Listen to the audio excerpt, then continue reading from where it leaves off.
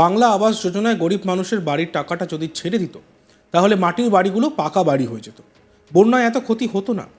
অর্থনৈতিকভাবে অবরোধ করে বাংলার গলা যদি টিপে ধরা হয় তাহলে তো বাংলা ক্ষতিগ্রস্ত হবেই। আর এটাই কি লক্ষ্য? বাংলার অর্থনীতিকে ক্ষতি করার ভয়ানক অপচেষ্টা চলেছে। কোনো কিছু না জানিয়ে বিপুল পরিমাণ জল ছেড়ে দেওয়া হয়। শুক্রবার 20 অগস্ট পূর্ব বর্ধমানে বন্যা নিয়ে প্রশাসনিক বৈঠকের পর এই মন্তব্য করলেন রাজ্যের সেচ মন্ত্রী মানস ভূঁইয়া। তিনি আরও বলেন, 1,82,000 কোটি টাকা এখনও আমরা পাবো কেন্দ্রের কাছ থেকে। গত 12 বছর কোনো ফ্লাড ম্যানেজমেন্ট প্রজেক্টে কেন্দ্র টাকা দেয়নি। এদিন তিনি আরও বলেন, মুখ্যমন্ত্রী মমতা বন্দ্যোপাধ্যায়ের অনুমান 100% সঠিক। ডিভিসি কর্তৃপক্ষের ভুল নীতির কারণেই রাজ্যে বন্যা পরিস্থিতির সৃষ্টি হয়েছে। বাংলার আর্থসামাজিক পরিকাঠামো নষ্ট করে দেওয়ার জন্যই ইচ্ছাকৃতভাবে এই পরিস্থিতি তৈরি করা হয়েছে। পূর্ব বর্ধমান জেলার বন্যা কবলিত এলাকা প্রদর্শন করে রাজ্যের সেচমন্ত্রী মানস ভূঁইয়া এই পরিস্থিতিকে ম্যানমেড বন্যা বলেই মন্তব্য করলেন। মন্ত্রী মানস ভূঁইয়া বলেন, ডিভিসি কর্তৃপক্ষের অসহযোগিতার কারণেই রাজ্যের 11টি জেলায় বন্যা পরিস্থিতি তৈরি হয়েছে। তার মধ্যে পূর্ব বর্ধমান জেলাতেও বেশ কিছু অঞ্চলে বন্যা পরিস্থিতি তৈরি হয়েছে।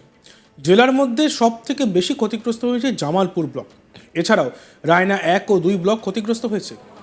কেন্দ্র সরকারকে কটাক্ষ করে মন্ত্রী বলেন, শারদ উৎসবের আগে পশ্চিমবঙ্গে কেন্দ্রীয় সরকার ইচ্ছাকৃতভাবে এই পরিস্থিতি তৈরি করেছে। বাংলার মুখ্যমন্ত্রী মমতা বন্দ্যোপাধ্যায়কে ধাক্কা দেওয়ার জন্যই এই পরিকল্পনা। কেন্দ্রীয় সরকার বাংলার মানুষের আবাস যোজনার টাকা আটকে রেখেছে। এছাড়া 100 দিনের কাজের টাকা থেকে বঞ্চিত করে চলেছে। তিনি বলেন, বাংলার অসংখ্য মানুষের ভোটে নির্বাচিত মুখ্যমন্ত্রীকে এত সহজে ধাক্কা দেওয়া সম্ভব নয়। রাজ্যের যে সমস্ত জায়গায় বন্যা পরিস্থিতি তৈরি হয়েছে, মুখ্যমন্ত্রী নিজে সেখানে পরিদর্শন করেছেন। বন্যায় ক্ষতিগ্রস্ত মানুষের পাশে দাঁড়িয়েছে রাজ্যের সরকার। মুখ্যমন্ত্রীর নির্দেশে সমস্ত এলাকায় ত্রাণ বিলি করা হচ্ছে। খাদ্য সামগ্রী, পানীয় জল, এমনকি পোশাকও দেওয়া হচ্ছে। তিনি বলেন, এই পরিস্থিতিতে আমরা মানুষের পাশে থাকব, তাদের সব রকম সহযোগিতা করব। আমরা শুনে নিই মন্ত্রী মানস ভূঁইয়া এই বিষয়ে কি বলেছিলেন। এই যে ভয়ঙ্কর একটা পদক্ষেপ ডিভিসি নিল, with the full knowledge of the union government, দুর্গাপুজোর আগে বাজারে জল ঢুকে গেছে, বাড়িতে জল ঢুকে গেছে, কৃষক মাথায় হাত দিয়ে বসেছে, চারিদিকে প্লাবন মহাসমুদ্রের মতো লাগছে। 3,50,000 cusec. Can you imagine? Chief minister ঠিক জায়গাটা ধরেছেন। কি চায় এরা? বাংলার অর্থনীতিকে শেষ করেছে। 1,82,000 কোটি টাকা আমরা এখনো পাবো। তার উপরে এই গত 12 বছর কোনো ফ্লাড ম্যানেজমেন্ট প্রজেক্টে পয়সা দেয়নি। নদীর এমব্যাঙ্কমেন্ট ইরোশন হচ্ছে, একটি পয়সা দেয়নি। ফরাক্কা ব্যারেজ অথরিটি উপরে 40 কিলোমিটার, নিচে 80 কিলোমিটার মেনটেন করত, সেটা তুলে দিল। 19 কিলোমিটার মাত্র এখন এরা দেখে, টাকা নেই। তার মধ্যেও মমতা বন্দ্যোপাধ্যায় আজকে বাংলার মানুষকে বাঁচিয়ে চলেছেন, রক্ষা করছেন, কাজ করছেন। 11,700 কোটি টাকা শুরু করেছিলেন তিনি ডেভেলপমেন্ট বাজেট দিয়ে। এখন 1,26,000 কোটি টাকা ডেভেলপমেন্টের জন্য খরচা করি, without assistance of the central government.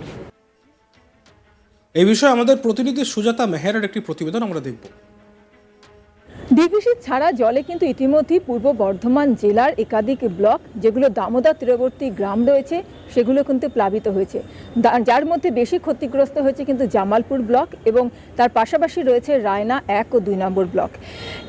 এই বন্যা পরিস্থিতি নিয়েই কিন্তু পূর্ব বর্ধমানের যে নিউ কালেক্টরেট বিল্ডিংয়ের সভাকক্ষ রয়েছে, সেখানে একটি উচ্চ পর্যায়ের বৈঠক করেন প্রশাসনিক আধিকারিকদের নিয়ে সেচ মন্ত্রী মানস ভূঁইয়া।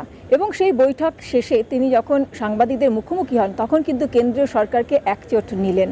তিনি কিন্তু অভিযোগ করলেন যে পরিমাণ জল ছাড়া হয়েছে, সেই পরিমাণ জল ছাড়ার আগে কিন্তু কোনো রকম না জানিয়েই এই জল কিন্তু রাজ্যকে না জানিয়ে ডিভিসি ছেড়েছে। এবং এটা কিন্তু পূর্ব পরিকল্পিত মতোই কিন্তু এটা করা হয়েছে, যাতে রাজ্যকে সমস্যায় ফেলা যায়, এমন অভিযোগ কিন্তু করলেন মানস ভূঁইয়া। তিনি এমনটাও জানাচ্ছেন যে এই যে জল ছাড়া হয়েছে, তার ফলে ক্ষতিগ্রস্ত হয়েছে কিন্তু আর্থিকভাবে রাজ্য, এবং এই ক্ষতিগ্রস্ত করার পেছনে কিন্তু একদম পূর্ব পরিকল্পনা রয়েছে কেন্দ্রের। কেন্দ্র কিন্তু সমস্যায় ফেলতে চাইছে অর্থনৈতিকভাবে রাজ্যকে। তিনি অভিযোগ করেন যে এই যে জল ছাড়া হয়েছে তার ফলে পূর্ব বর্ধমান জেলা সহ অন্যান্য অনেকগুলো জেলায় কিন্তু ক্ষতিগ্রস্ত হয়েছে। পূর্ব বর্ধমান জেলাতেও যেমন একাধিক বাড়ি ক্ষতিগ্রস্ত হয়েছে, জনজীবন ব্যাহত হয়েছে, কৃষি জমি ক্ষতিগ্রস্ত হয়েছে। এবং তিনি এমনটা অভিযোগ করেন যে যে টাকাটা আটকে রেখেছে কেন্দ্র সরকার আবাস যোজনা, সেই টাকাটা যদি দিয়ে দেওয়া হতো তাহলে কিন্তু এই যে কাঁচা বাড়িগুলো ভেঙে পড়লো, সেই বাড়িগুলো ভেঙে পড়তো না, কেননা সেই বাড়িগুলো পাকা হয়ে যেত, ফলে কিন্তু ক্ষতি হতো না, অনেক বাড়িঘর, মানুষ কিন্তু ক্ষতিগ্রস্ত হতো না। এটা কিন্তু পরিকল্পনা করে টাকা আটকে রেখে এরকম সমস্যায় ফেলা হয়েছে মানুষকে। তিনি একই সাথে বলেন যে 100 দিনের কাজেরও বিপুল পরিমাণ টাকা আটকে রাখা হচ্ছে। এইভাবে কিন্তু একটা অর্থনৈতিকভাবে পুরোপুরি গলা টিপে ধরা হচ্ছে রাজ্যকে, যাতে রাজ্য কিন্তু একদমই শেষ হয়ে যায়, তার নাভিশ্বাস উঠে যাচ্ছে, এরকম একটা অবস্থার মধ্যে ফেলে দেওয়া হয়েছে। কেন্দ্র কিন্তু করেছে এটা পরিকল্পনা মতো। তিনি এমনটা অভিযোগ করেন যে ইতিমধ্যেই কিন্তু কেন্দ্রের কাছে রাজ্যের তরফ থেকে যে 1,82,000 কোটি টাকা পাওনা রয়েছে, সেই টাকাটাও কিন্তু এখনো পর্যন্ত পাওয়া যায়নি। এবং তিনি এমনই বলেন যে গত 12 বছরে কোনো ফ্ল্যাট ম্যানেজমেন্ট প্রজেক্টের সেন্ট্রাল কিন্তু পয়সা দেয়নি, সেটা কিন্তু মুখ্যমন্ত্রী নিজের উদ্যোগে এখনো পর্যন্ত করে আসছেন, কিন্তু কোনো সমস্যা হতে দেননি। তিনি পুরোপুরি এদিন কিন্তু কেন্দ্রকে একচোট নিলেন, বলা যায় সরাসরি আক্রমণ করলেন যে বন্যা পরিস্থিতির সৃষ্টি হয়েছে রাজ্যে পূর্ব বর্ধমান জেলাতে, তার জন্য কিন্তু দায়ী হচ্ছে কেন্দ্র, এবং এটা কিন্তু পরিকল্পনা মাফিকভাবে করা হয়েছে যাতে রাজ্যকে সমস্যায় ফেলা হয়, রাজ্যকে গলা টিপে ধরা যায় এবং অর্থনৈতিকভাবে একদমই শ্বাসরোধ করে তার পরিকাঠামো ভেঙে ফেলা হয় রাজ্যের। তার জন্য এই রকম একদম পুরো ম্যান মেড যে ফ্ল্যাট, সেটা কিন্তু সৃষ্টি করা হয়েছে জল ছেড়ে দিয়ে। কেন্দ্র সরকারকে কটাক্ষ করে মন্ত্রী বলেন, শারদ উৎসবের আগে পশ্চিমবঙ্গে কেন্দ্রীয় সরকার ইচ্ছাকৃতভাবে এই পরিস্থিতি তৈরি করেছে। বাংলার মুখ্যমন্ত্রী মমতা বন্দ্যোপাধ্যায়কে ধাক্কা দেওয়ার জন্যই এই পরিকল্পনা। আমরা শুনে নিই মানস ভূঁইয়া কি বলেছিলেন।